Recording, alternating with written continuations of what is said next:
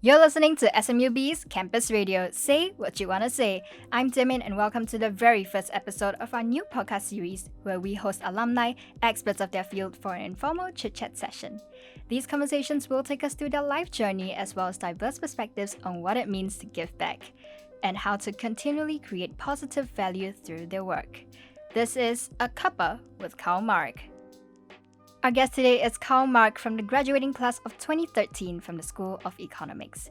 He's the co-founder and business director of SGAG, the OG of Singaporean memes that we can't get enough of. Hi Karl, how have you been in these very unique times? Hey, thanks for having me. I'm doing good actually. I'm doing quite good, so I'm just glad to be back on campus. Never been in this room before, so it's quite exciting. Wow, okay, so is that sofa very comfortable for you? Super. How's your coffee? Excellent. Wonderful. Okay, so I guess now with the UK strain coming up and community cases which are a bit alarming, we have to be very careful. Which is why Karl and I are in separate rooms right now, even though we're looking at each other. Absolutely. Thank you for making me feel safe. So Karl, you're here today with us to talk about your journey with SGAG. Where it all actually started was on this very campus in 2012. Would you mind telling us the very endearing curry sauce story, which is in essence the birth of SGAG? So I came to SMU in 2009 and I made my way through School of Economics quite difficultly, in a very painful journey, and I slowly worked my way into, I think, taking some of the business modules after clearing all the econs modules, and we actually ended up in business entrepreneurship as an entrepreneurship major course. I'm not sure if that's still offered, but that was my major with Xiaoming, who was my co-founder, also known as Adrian. And so we were friends from JC.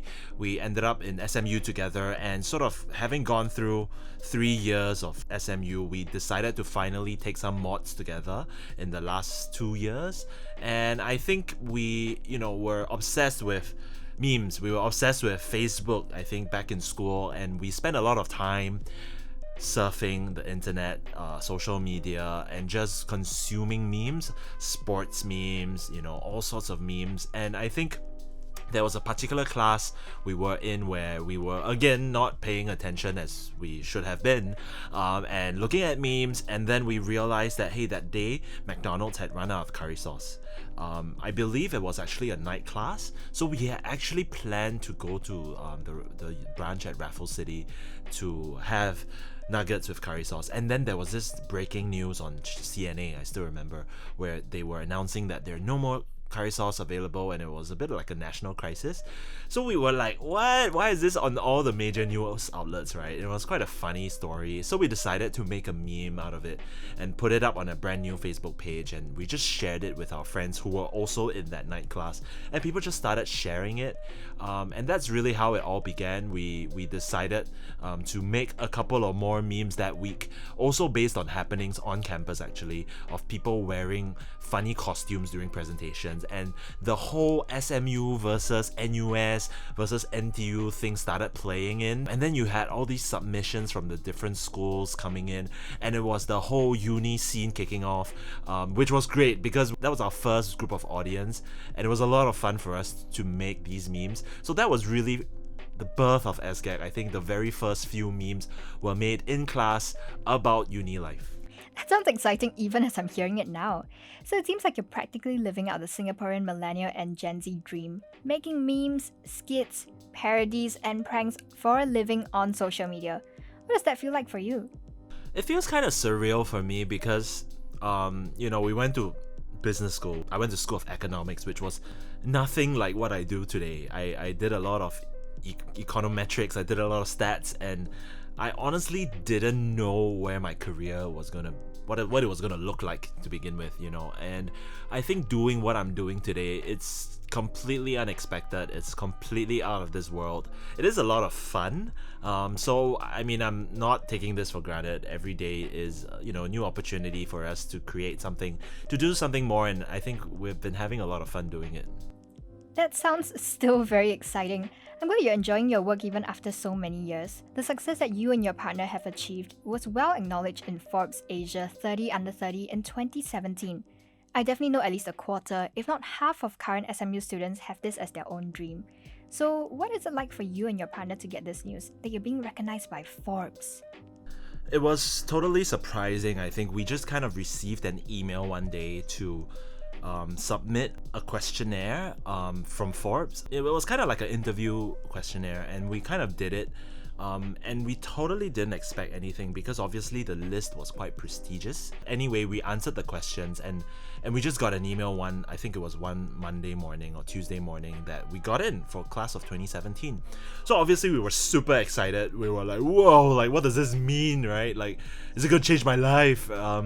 And I would say for the large part that, yeah, I think Forbes runs an amazing program. So actually beyond the title, what it means is you get access to people and you get access to events. So for example, we were all invited to participate in a conference. Our year was actually in Manila. They would sort of book out this whole casino, this whole resort. It was just us, and we would go for a 3-day conference, and they would invite the coolest people to speak. So I think the Asia segment for ours actually had Manny Pacquiao, because it was in Manila, and we were invited to all these cultural events. We got to hang out with a lot of people from around Asia who were also nominated in that class. From that cohort, I made a ton of friends from the Singapore and Malaysia and Hong Kong class, and we just all kind of built these friendships over that journey.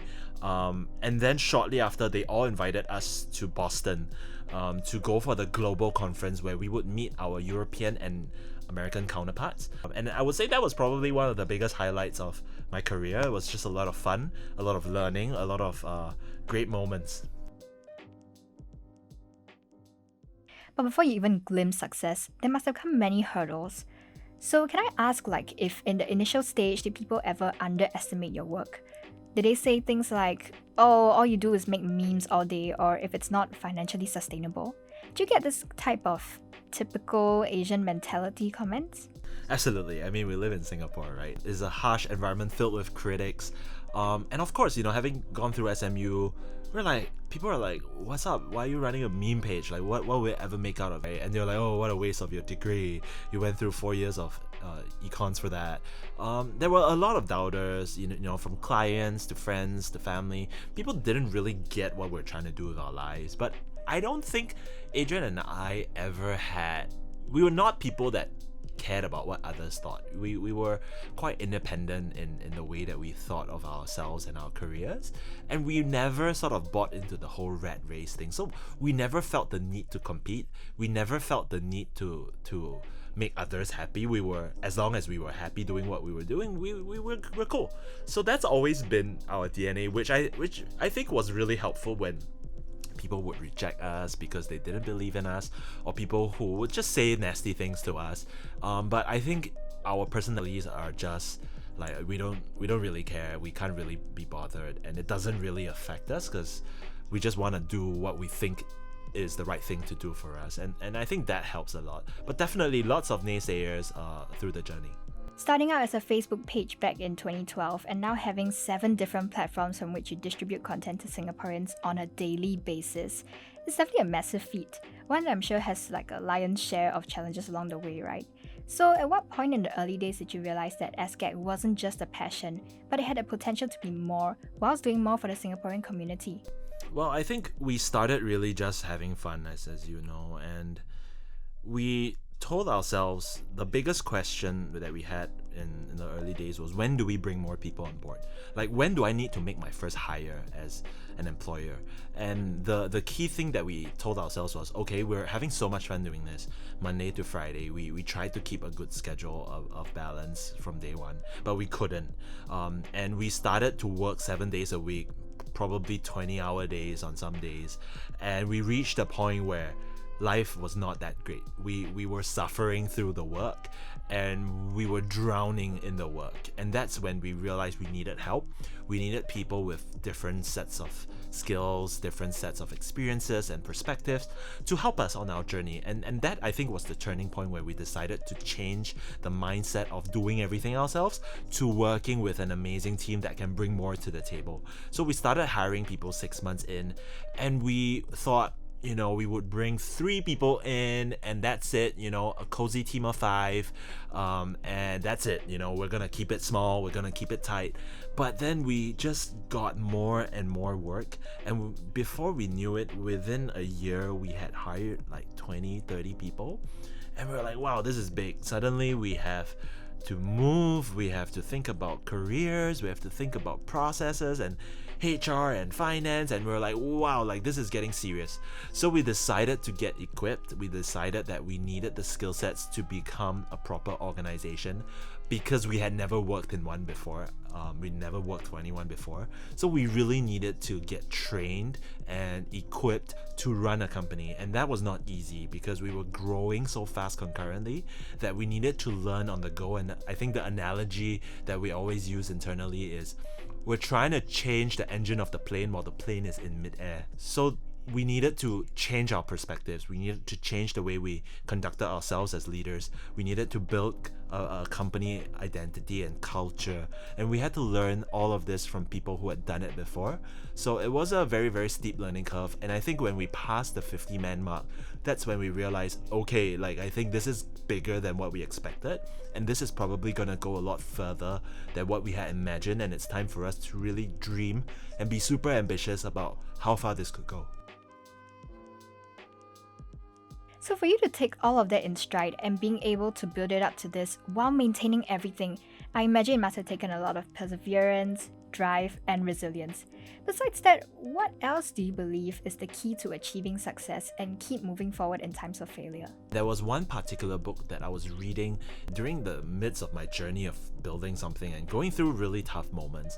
And this book really just spoke to me. It's Angela Duckworth's book on grit. Her book is called Grit. And she did all this research about successful people from all walks of life, and she did this research over an extended period of time, and the number one factor she could attribute success to was grit, which is a combination of perseverance and hard work, and just kind of working really hard and never giving up and just going back in if you fail.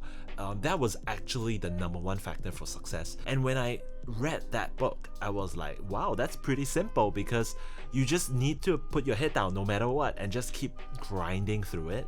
And that's exactly what we did. The one attitude that we had was simply to just grind it through. Like, you just need to persevere and hang on and just keep stepping forward.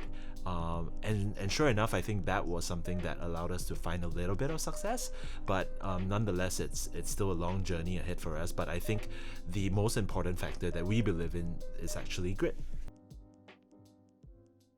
Now that we've heard about your past and your present, so quick question. What do you think your future would look like? What are you guys intending to do? So I think the world we live in today, as opposed to when I first graduated and started, has changed a lot. I think there are a few fundamental changes, right? And I think a lot about this. The first change that has really come up is we used to live in a world where your mobile phone was just an accessory to your laptop, right? It was not the biggest deal. But 5-6 years on, the mobile phone is your life. Like, you check your phone 200 times a day or more, and your whole life is immersed into your phone. And that was never the case 5-6 years ago. And I think that trend is only gonna continue. More and more, you're gonna deep dive into your device. The devices are also getting cheaper.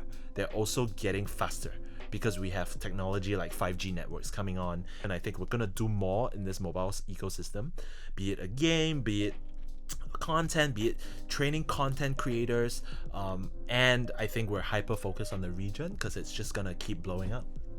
That sure looks like an amazing future, and I wish you and everyone on your team all the best. So thank you so much, Karl, for joining us today and for sharing your story with us, and also for being our very first guest on this new series. To our listeners, join us next session where we chat with another alumni who's doing incredible things. Tune in next session to find out who this mystery alumni will be. Once again, I'm Jimin from SMUB's Campus Radio. Say what you want to say.